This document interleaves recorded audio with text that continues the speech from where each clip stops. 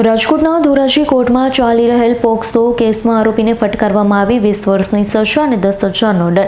વર્ષ 2023માં આરોપી સામે દુષ્કર્મ અને પોક્સો સહિતની કલમ હેઠળ દાખલ થઈ હતી ફરિયાદ। રાજકોટના ધોરાજી કોર્ટમાં ચાલી રહેલ પોક્સો કેસમાં આરોપીને ફટકારવામાં આવી 20 વર્ષની સજા અને 10,000નો દંડ। વર્ષ 2023માં આરોપી સામે દુષ્કર્મ અને પોક્સો સહિતની કલમ હેઠળ દાખલ ફરિયાદ થઈ હતી। 14 વર્ષની સગીરા સાથે બનેલ બનાવ બાદ આરોપી કમલેશ ઉર્ફે લાલો જીણાભાઈ ફુલમાળી સામે ફરિયાદ દાખલ થઈ હતી। ફરિયાદ બાદ આ અંગેનું સ્પેશિયલ પોક્સો કેસ ધોરાજીની સેશન કોર્ટમાં ચાલી રહ્યો હતો। આ કેસમાં આરોપીને તકસીરવાન ઠરાવી 20 વર્ષની સજા અને ₹10,000નો દંડ ફટકારતો હુકમ ફરમાવવામાં આવ્યો હતો। નમસ્તે, હું Kartikeya Manojbhai Parekh, additional public prosecutor, sessions court Dhoraji.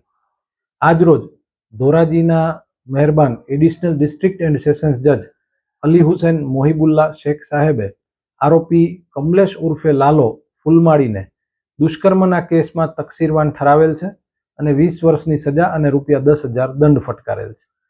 બનાવની વિગત એવી છે કે ભોગ બનનારના મુરબ્બી તરફથી પાટણવાવ પોલીસ સ્ટેશનમાં ફરિયાદ આપવામાં આવેલી હતી 6/12/2023ના અરસામાં કે તેમની ભોગ બનનાર દીકરીનું અપહરણ થઈ ગયું છે।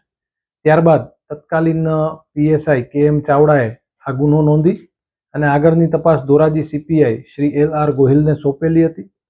તેઓએ તાત્કાલિક ધોરણે તપાસ કરી અને ભોગ બનનારને પોરબંદર જિલ્લાના કોઈ ગામથી કોઈ ઓડેદરાની વાડીએથી આરોપી સાથે મળી આવેલા હતા।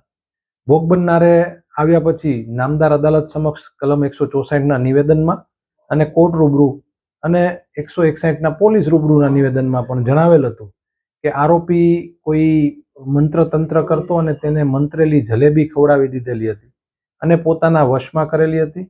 બનાવના દિવસે ભોગ બનનાર રાત્રે કુદરતી ક્રમે બાથરૂમ જવા ઉઠેલ ત્યારે આરોપી તેને ઢસડીને લઈ ગયેલો અને પછી ભોગ બનનાર સાથે અવારનવાર દુષ્કર્મ આચરેલું હતું।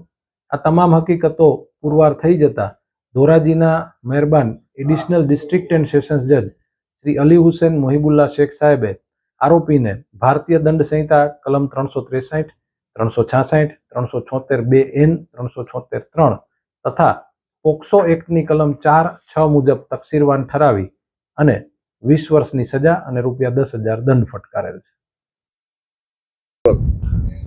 હું અરવિંદ કાપડિયા, એડવોકેટ, ધોરાજી।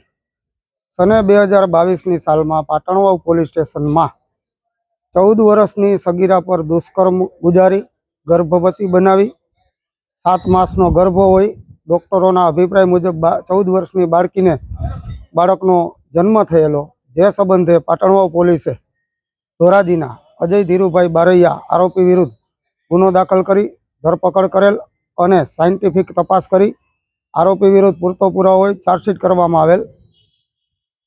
આ કેસ નામદાર Dhoraji additional district and session જજ સાહેબની કોર્ટમાં ચાલી જતા અમારા દ્વારા આરોપીના બચાવમાં સાક્ષી સાહેદોની, ફરિયાદીની, ભોગ બનનારની વિસ્તૃત ઉલટ તપાસ લેવામાં આવેલ। FSL અધિકારીઓની વિસ્તૃત ઉલટ તપાસ લેવામાં આવેલ અને અમારી દલીલો સાથે સહમત થઈ નામદાર સેશન્સ કોર્ટના જજ સાહેબ શ્રી HA શેખ સાહેબ દ્વારા આરોપીને નિર્દોષ ઠરાવી છોડી મૂકતો હુકમ આજરોજ ફરમાવવામાં આવેલ છે।